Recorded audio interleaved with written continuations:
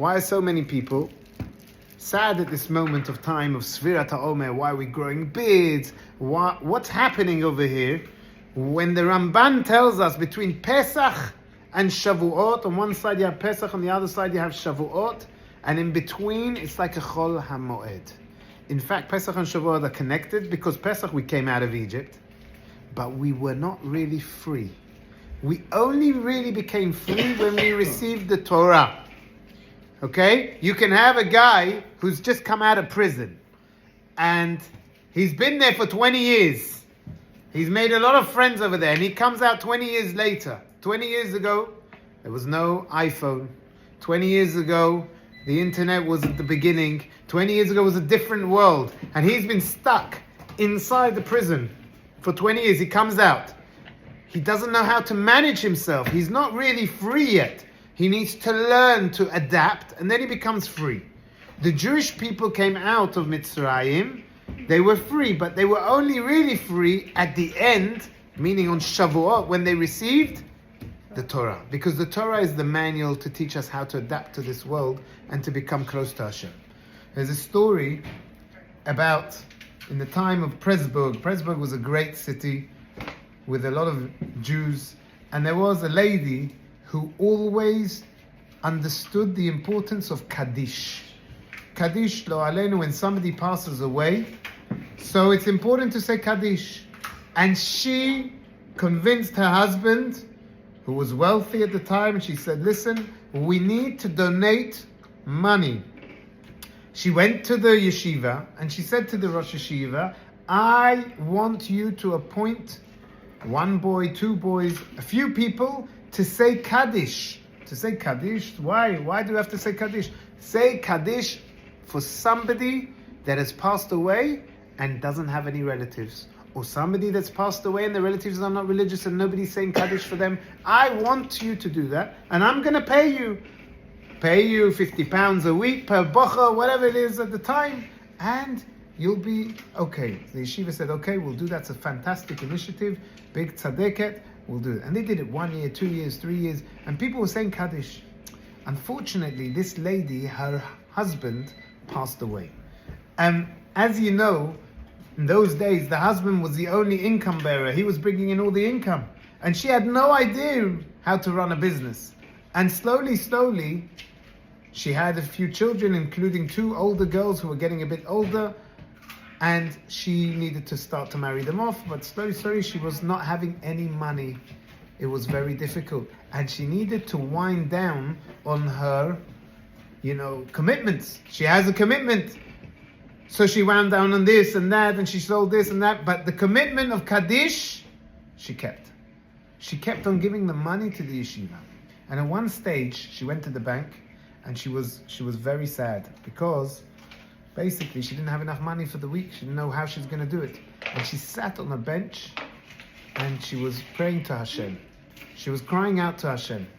What do you do when you're in difficult moments? You can dial 999.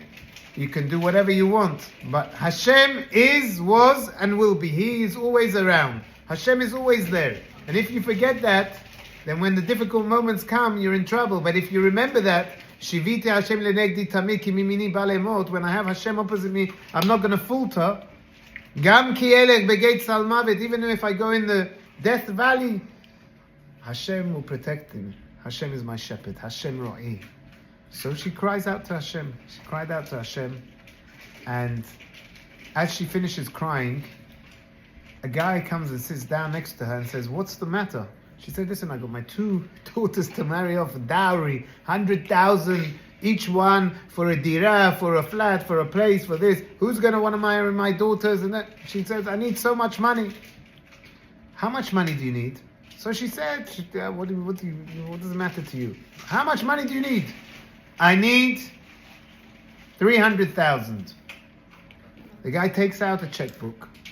He's an old-looking man. And he writes her a check. And he says, I want to give you this check. You go to the bank down the road and you cash it. Make sure you cash it today. Okay. But before we do that, I need to have witnesses. They were sitting on a bench outside the Pressburg Yeshiva. Go in and get me 2 witnesses, 2 Bachurim, to come and sign that this is my signature. She goes into the yeshiva, she comes out, she brings 2 Bachurim, the guy signs, this old man signs, and he takes, and he moves away, and she takes the check, and she's, wow, Hashem, I just prayed to you, and you just answered me. I'm not sure, because I'm looking at this check, and the check said 300,000. So she goes to the bank. She gets to the bank. There she is. And the guy looks at 300,000. It's like a big check. And this has to go to the manager. Goes to the manager. The manager comes out. He says 300,000. We haven't had this in a long time. He looks at the check and he faints. He faints. Everyone's a commotion. This one comes, that one comes. They give him a drink. He gets up again. He looks at the check and he's not nearly fainting again. They wake him around. Oh, come on. Come in. Let's get some fresh air. Come. So they sit him down and he says, where did you get this check from? And she says, this old man came and this is a story and I have the 2 witnesses to show. He said, this old man, how did he look? And she describes him.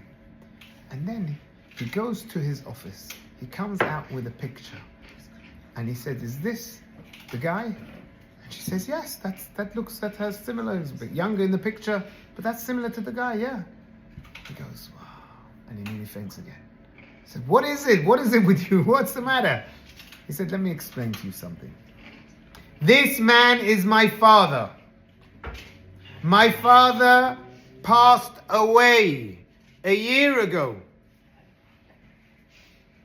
And before he passed away, he came to me and he said, make sure that you say Kaddish for me. I didn't listen to my father. I got married to a non-Jewish lady. I'm chilling. I'm a bank manager in Pressburg. Everything's okay. It doesn't matter, Jewish, not Jewish. It's the new age. Everything's okay. And I forgot about my commitment to say Kaddish. What Kaddish? Well, who cares? I buried my dad. I said my prayers. Everything's okay. Last night, my dad came to me in a dream. And he appeared to me and he chastised me and he said, why have you not said Kaddish for me? You're not letting my soul rest.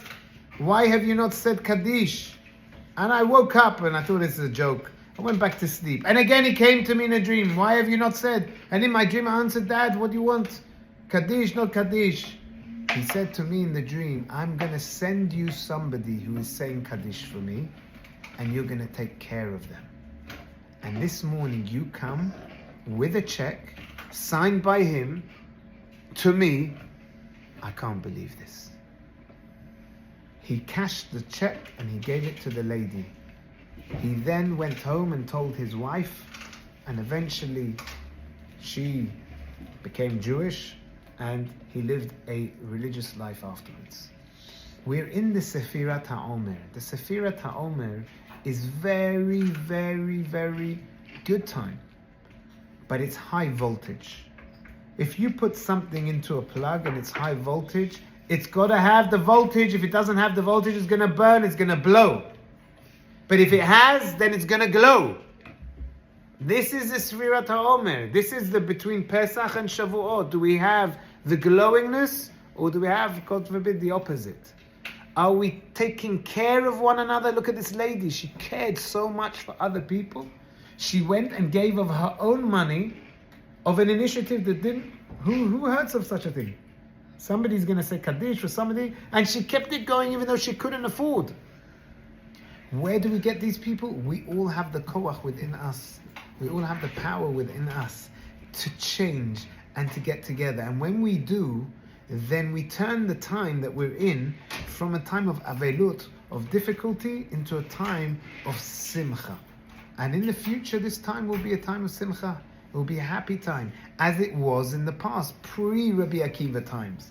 The problem was, in Rabbi Akiva's time, the people, the Talmidim, were not taking that energy correctly. Lo nahagu kavod ze baze. They didn't respect each other. They were mature, right? But on their high level, we need to take that maturity and we need to develop that. And Bezat Hashem, with that in mind, think about what can I do to help somebody else during this time? How can I help others glow?